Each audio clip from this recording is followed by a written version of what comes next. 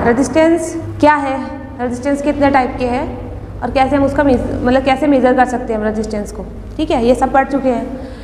यदि register colour coding type में है, इसके ऊपर कलर बैंड बने हैं, तो हम कलर कोडिंग मेथड से रेजिस्टेंस की वैल्यू निकाल सकते हैं। अब ऐसा तो नहीं है कि रजिस्टर कोई कलर बैंड रजिस्टर ही हो, किसी भी एलिमेंट में रेजिस्टेंस होता है, उसका रेजिस्टेंस हमें फाइंड करना, तो हम कैसे करेंगे? कोई भी सर्किट बनाया, उसमें हमने कुछ भी एलिमेंट्स जोड़े हैं या कोई भी डिवाइस हो सकती है, उसका रेजिस्टेंस फाइंड करना, तो वो कैसे करेंगे वो आज हम सीखेंगे, ठीक है। उससे पहले हम जान लेते हैं रेजिस्टेंस के क्लासिफिकेशन, वो कितने टाइप में क्लासिफाइड है। रेजिस्टेंस को उसकी ओमिक वैल्यू, मतलब उस जो वैल्यू आती है रेजिस्टेंस की वो ओम में आती है, ठीक है, उसकी ओमिक वैल्यू के अकॉर्डिंग हम कितने टाइप में क्लासीफाई कर सकते हैं, ये आज हम सीखेंगे। तो पहले क्लासिफिकेशन देख लेते हैं रेजिस्टेंस का। रेजिस्टेंस को 3 टाइप में क्लासीफाइड किया है, ठीक है। ये 3 टाइप के रेजिस्टेंस है। फर्स्ट है लो रेजिस्टेंस, सेकंड है मीडियम रेजिस्टेंस, थर्ड है हाई रेजिस्टेंस। ये इनके ओम में जो वैल्यू आएगी ना, उसके ऊपर इन्हें अलग अलग टाइप में बांट दिया है, ठीक है। जो लो रेजिस्टेंस होती है, अब हमने ओमिक वैल्यू की बात करी है, तो इसकी वैल्यू कुछ ओम में होगी, ठीक है। तो जो 1 ओम या उससे कम, ठीक है, वैल्यू 1 ओम में आए या 1 ओम से कम, तो वो रेजिस्टेंस कौन सा होगा? लो रेजिस्टेंस, ठीक है, उसे लो रेजिस्टेंस में रखें। यदि मीडियम रेजिस्टेंस की मैं बात करूँ तो वो आती है 1 ओम से 100 किलो ओम तक। 1 ओम से 100 किलो ओम के बीच की जो वैल्यू होगी वो आएगी मीडियम रेजिस्टेंस में, तो ये वैल्यू आती है मीडियम रेजिस्टेंस में। और जो 100 किलो ओम से ज़्यादा रेजिस्टेंस का रजिस्टर होगा, ठीक है, जिसकी वैल्यू होगी 100 किलो ओम से ज़्यादा, वो हम रखते हैं हाई रेजिस्टेंस में, ठीक है, वो हमारा आता है हाई रेजिस्टेंस में, ठीक है। तो ये क्लासिफिकेशन हो गया। अब उसके बाद ये हमें देखने को कहाँ मिलते हैं, मतलब लो रेजिस्टेंस कहाँ होगा, मीडियम कहाँ होगा और हाई रेजिस्टेंस कहाँ होगा। तो लो रेजिस्टेंस की मैं बात करूँ, इसका यूज़ ये एग्जाम्पल हमें देखने को जैसे आर्मेचर वाइंडिंग होती है, ठीक है, या एमीटर शंट वाइंडिंग। मैं मीडियम रेजिस्टेंस की बात करूँ, मीडियम रेजिस्टेंस मतलब 1 ओम से अधिक,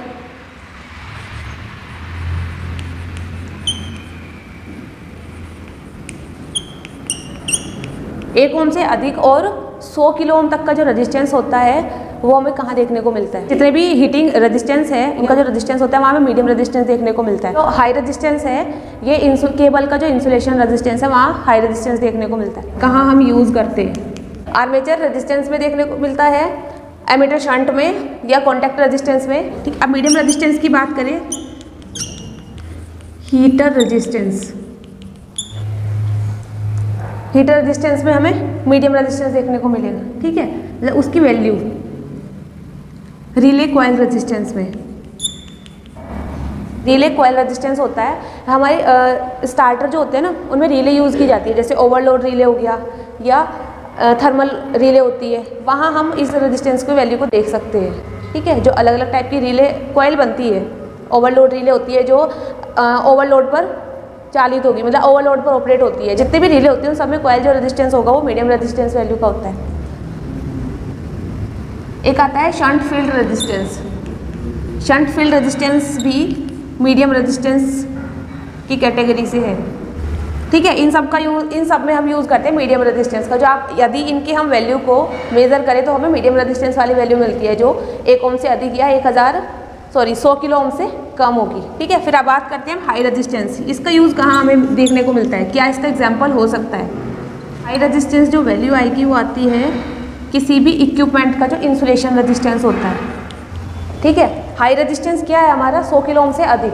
तो यदि हम किसी भी इक्विपमेंट का इंसुलेशन चेक करते हैं, इंसुलेशन का जो रेजिस्टेंस चेक करेंगे वो हमारा हाई रेजिस्टेंस वैल्यू का आएगा, ठीक है, मतलब 100 किलो ओम से अधिक आने वाला है। या फिर केबल का कोई इंसुलेशन हम चेक करें, उसका यदि इंसुलेशन रेजिस्टेंस चेक करें तो वो भी 100 किलो ओम से अधिक आने वाला है, मतलब यहाँ हमें हाई रेजिस्टेंस देखने को मिलता है। अब हमें यूज़ तो पता चल गया हमें कहाँ कहाँ देखने को मिल रहे हैं, पर इनका अब यदि लो रेजिस्टेंस की मैं बात करूँ वो या तो 1 ओम होगा या 1 ओम से कम होने वाला है। अब उनके बीच क्या वैल्यू आ सकती है मुझे नहीं पता है, तो हमें मेज़र करके पता चल सकता है, ठीक है। तो इन तीनों टाइप के रेजिस्टेंस को मेज़र करने के भी कुछ तरीके हैं जो अब हम पढ़ेंगे, ठीक है। उसके क्या क्या मेथड है तो अभी देख लेते हैं हम क्या मेथड है उन्हें। तो क्लासिफिकेशन देख रहे हैं, अब उन्हें हम मेज़र कैसे करेंगे, अलग अलग टाइप के हैं। तो अब देख लेते हैं मेथड ऑफ मेजरमेंट, ठीक है, मेथड ऑफ मेजरमेंट। अब मान लीजिए कोई लो रेजिस्टेंस है, हमें उसे मेज़र करना है, ठीक है। तो लो रेजिस्टेंस के लिए फॉर लो रेजिस्टेंस। फर्स्ट जो मेथड है वो वोल्ट मीटर अमीटर मेथड है। ये सबसे इजी तरीका है लो रेजिस्टेंस को मापने का, ठीक है। वोल्ट मीटर या वोल्ट मीटर और एमीटर मेथड। सेकंड जो आता है केल्विन ब्रिज। केल्विन ब्रिज एक टाइप का इंस्ट्रूमेंट है, ठीक है, मीटर है जिसके द्वारा हम लो रेजिस्टेंस को मापते हैं।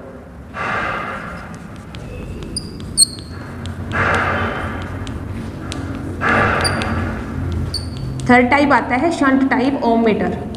अब हमने तो सिर्फ ओम मीटर पढ़ा है ना, शंट टाइप और सीरीज टाइप तो नहीं पढ़ा। तो इस टॉपिक में हम पढ़ेंगे नेक्स्ट टॉपिक में शंट टाइप ओम मीटर कैसा होता है और सीरीज टाइप ओम मीटर कैसा होता है, कहाँ हम उसका यूज़ करते हैं।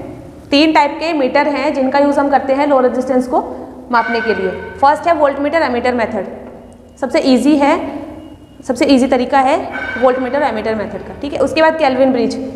एग्जाम में भी ये क्वेश्चन हमसे पूछ लिया जाता है कि जो केल्विन ब्रिज है उसके द्वारा हम किस टाइप के रेजिस्टेंस को मापते हैं। तो किस टाइप के रेजिस्टेंस को मापते हैं? लो रेजिस्टेंस को, ठीक है। केल्विन ब्रिज एक मीटर है जिसके द्वारा हम लो रेजिस्टेंस को मापते हैं। उसके बाद आता है शंट टाइप ओम मीटर। शंट टाइप ओम मीटर के द्वारा भी हम लो रेजिस्टेंस को मापते हैं। ये टाइप हैं, इन्हें हम डिटेल में भी जानेंगे, ठीक है। आज के ही लेक्चर में हम इस मेथड को समझ लेंगे, voltmeter ammeter method. Shunt type ohmmeter हम नेक्स्ट लेक्चर में समझेंगे कि शंट टाइप ओम मीटर कैसा है या किसके लिए वो हम यूज़ करते हैं। मीडियम रेजिस्टेंस जो हम वैल्यू तो जान चुके हैं, उसको मापने के लिए भी हम वोल्ट मीटर एमीटर मेथड को अपना सकते हैं। व्हीटस्टोन ब्रिज, लो रेजिस्टेंस को हम केल्विन ब्रिज के द्वारा माप सकते हैं। व्हीटस्टोन ब्रिज के द्वारा मापते हैं हम मीडियम रेजिस्टेंस को, ठीक है। थर्ड मेथड आता है सीरीज टाइप ओम मीटर। सीरीज टाइप जो ओम मीटर होगा उसके द्वारा भी हम मीडियम रेजिस्टेंस को मापते हैं, ठीक है। एक मेथड आता है सब्स्टिट्यूशन मेथड। सब्स्टिट्यूशन मतलब प्रतिस्थापन विधि। सब्स्टिट्यूशन मेथड के द्वारा भी हम मीडियम रेजिस्टेंस को मापते हैं, ठीक है। तो 4 टाइप के मेथड हैं, 4 प्रकार से हम मीडियम रेजिस्टेंस की वैल्यू को फाइंड कर सकते हैं, ठीक है। अब हम देखते हैं हाई रेजिस्टेंस को भी मेजर करना है यदि फॉर हाई रेजिस्टेंस, ठीक है। हाई रेजिस्टेंस किसी भी इक्विपमेंट का यदि इंसुलेशन रेजिस्टेंस चेक करना हो, ठीक है, या केबल का इंसुलेशन रेजिस्टेंस चेक करना हो तो हमें वहाँ हाई रेजिस्टेंस मिलता है। तो इसे मापने के लिए हम या तो मेगा ओम मीटर का यूज़ करते हैं। मेगा ओम मीटर होगा या मैगर एक इंस्ट्रूमेंट है हमारा। मैगर भी एक इंस्ट्रूमेंट है जिसके द्वारा हम हाई रेजिस्टेंस वैल्यू के रजिस्टर को माप सकते हैं। केबल होता है ना, केबल के ऊपर जो इंसुलेशन चढ़ा होता है उसका रेजिस्टेंस हम मेज़र करते हैं, ठीक है। जो उसके ऊपर इंसुलेशन चढ़ा है ना उसके रेजिस्टेंस को मापते हैं, वो मापते हैं मेगा ओम मीटर के द्वारा या फिर मैगर के द्वारा। तो हमने टाइप देख लिए किस किस टाइप से हम लो रेजिस्टेंस, हाई रेजिस्टेंस और मीडियम रेजिस्टेंस को माप सकते हैं। अब हमने एक मेथड पढ़ा है voltmeter and ammeter method, वो देख लेते हैं होता क्या है। तो ये सर्किट है, इसके थ्रू हम समझते हैं RM है, इस वाले रेजिस्टेंस को हमें मापना है। मान लीजिए कोई रेजिस्टेंस लगा है, RM का मतलब है मेजरिंग इंस्ट्रूमेंट, मेजरिंग रेजिस्टेंस, जिसे हमें मेजर करना है। ये वेरिएबल रेजिस्टेंस होता है, रेजिस्टेंस की वैल्यू को घटाना या बढ़ाना हो, ठीक है। वेरिएबल रेजिस्टेंस का ये सिंबल है। ये हमारा एमीटर है जो इस रेजिस्टेंस के सीरीज में कनेक्ट है। वोल्ट मीटर है जिसके द्वारा हम वोल्टेज को मापते हैं। ज़्यादा जो प्रैक्टिकल हम करते हैं DC सप्लाई से करते हैं, ठीक है। क्यों करते हैं? क्योंकि AC क्या है, AC एक जगह स्थिर है। AC को आप एक जगह दूसरी जगह नहीं लेके जा सकते ना। AC कहीं सर्किट में आई है तो ऐसा तो नहीं कि आपको प्रैक्टिकल करना है कहीं बहुत दूर, वहाँ हम सप्लाई को लेके नहीं जा सकते, या वहाँ कॉन्टैक्ट नहीं है, कोई कॉन्टैक्ट पॉइंट नहीं है, ठीक है। कहीं पास यहाँ कॉन्टैक्ट पॉइंट है, हमें दूर जाके प्रैक्टिकल करना है तो AC को आप लेके तो नहीं जा सकते, नहीं, क्योंकि हम AC को स्टोर ही नहीं कर सकते। उसके लिए तो एक लंबी वायर चाहिए होगी, तब जाके हम प्रैक्टिकल कर सकते हैं। DC सप्लाई ऐसी कि कहीं भी स्टोर करके रख सकते हैं ना बैटरी के अंदर, तो कहीं भी आप प्रैक्टिकल कर सकते हैं। तो हम DC सप्लाई का यूज़ इसलिए करते हैं क्योंकि स्टोर करके रखी जा चुकी है, उसे हम कहीं भी लेके जा सकते हैं, आप कहीं भी प्रैक्टिकल करें। तो DC सप्लाई को हम आसान से उसे ट्रांसमिट कर सकते हैं, एक जगह से दूसरी जगह लेके जा सकते हैं स्टोर करके, इसलिए हम DC सप्लाई का यूज़ करते हैं। AC से भी आप कर सकते हो, पर AC वहीं जहाँ अवेलेबल होगी वहीं आप प्रैक्टिकल कर सकेंगे, ठीक है, इसलिए हम DC का यूज़ किया है। तो DC करंट है, यहाँ से हमने करंट फ्लो कराया। अब ये एमीटर है, इसका काम होगा करंट के मान को चेक करना। तो जो करंट यहाँ से फ्लो हुई है वही इस रेजिस्टेंस में होगी, सीरीज़ में कनेक्ट है ना, सीरीज़ में हमें पता है करंट सेम रहती है, तो जो यहाँ से करंट गई है वही इस रेजिस्टेंस में करंट होगी, तो एमीटर उस करंट की वैल्यू को फाइंड कर लेगा। ठीक है, अब वोल्टेज, जो इस सर्किट में वोल्टेज है वो इस वोल्टमीटर के द्वारा हम वोल्टेज को चेक कर लेंगे। ठीक है, तो वोल्टेज का मान हमें इस वोल्टमीटर के द्वारा पता चलने वाला है और करंट का मान एमीटर के द्वारा पता चल जाएगा। तो हम बाय फॉर्मूला, आपने ओम्स लॉ पढ़ा है, ओम का नियम पढ़ा है ना, क्या होता है, V = IR, वही फॉर्मूले के द्वारा हम यहाँ इस रजिस्टर की वैल्यू ज्ञात कर लेंगे। बाय फॉर्मूला वोल्टमीटर जो भी रीडिंग देगा वो वोल्ट में होगी। ठीक है, और नीचे आ जाएगी आपकी एमीटर रीडिंग।